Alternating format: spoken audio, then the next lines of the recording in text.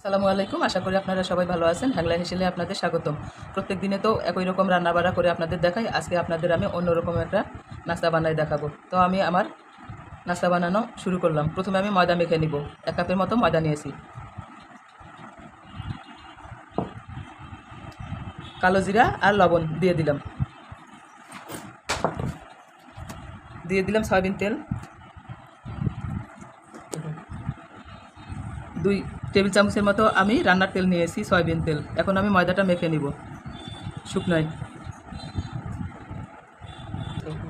এখানে যেহেতু 1 কাপ ময়দা নিয়েছি, আধা কাপেরও কম পানি লাগবে, তাই এখন পানি দিয়ে মেখে নেব।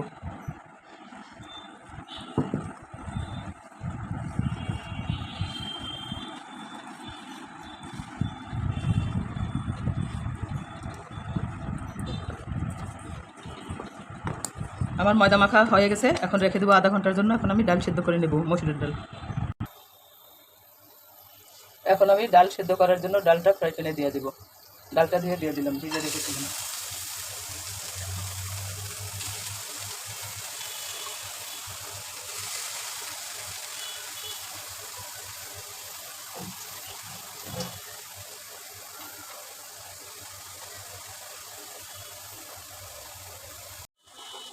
আমি শুধু পানি আর হলুদ দিয়ে ডালটা সেদ্ধ করে নিয়েছি।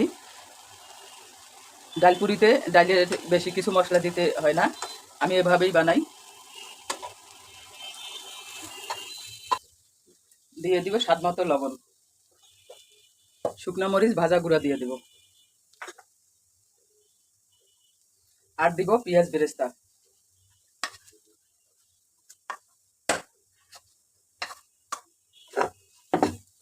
যতক্ষণ পর্যন্ত না ডালটা ঝরঝরা হয় ততক্ষণ পর্যন্ত এইভাবে নেড়ে চেড়ে নিতে হবে। এই যে আমার ডাল ঝরঝরা হয়ে গেছে, নামানোর আগে আমি একটু গুঁড়া মশলা গুঁড়া দিয়ে নেড়ে চেড়ে নামিয়ে নেব।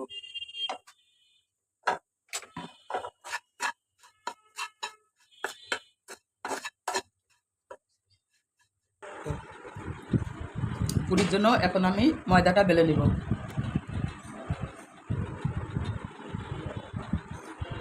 এভাবে ছোট ছোট লেচি কেটে নিতে হবে।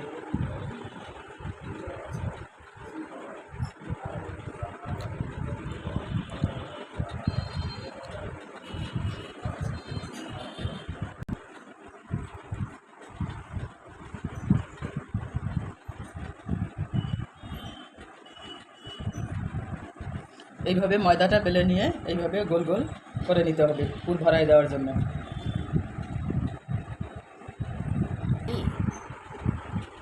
এইভাবে গোল গোল করে নিয়ে লেচিটার মধ্যে ডালের পুর ভরে দেব।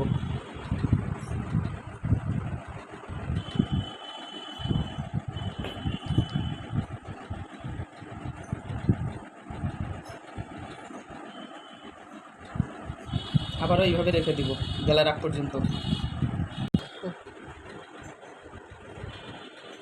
এটার মধ্যে একটু সয়াবিন তেল দিয়ে নেব।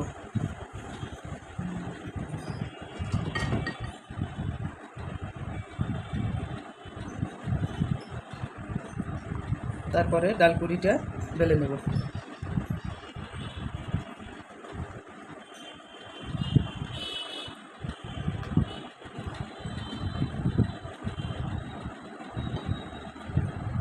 হয়ে গেল আমার ডালপুরি বেলা, এখন ভেজে নেব। আমি এখন তেল গরম করে নেওয়ার জন্য চুলার উপরে ফ্রাই প্যান দিয়ে তেল গরম করে নেব ডালপুরি ভাজে নেওয়ার জন্য।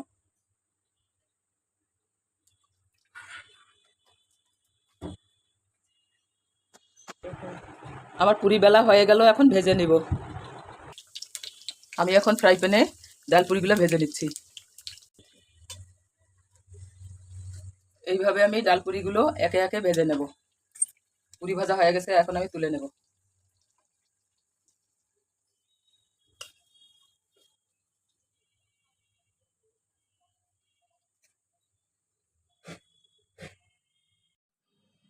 আমার ডালপুরি হয়ে গেছে। এখানে আমি নিয়েছি আমার হাতে বানানো পুদিনা পাতার চাটনি, শসা কেটে নিয়েছি, আর টমেটো সস।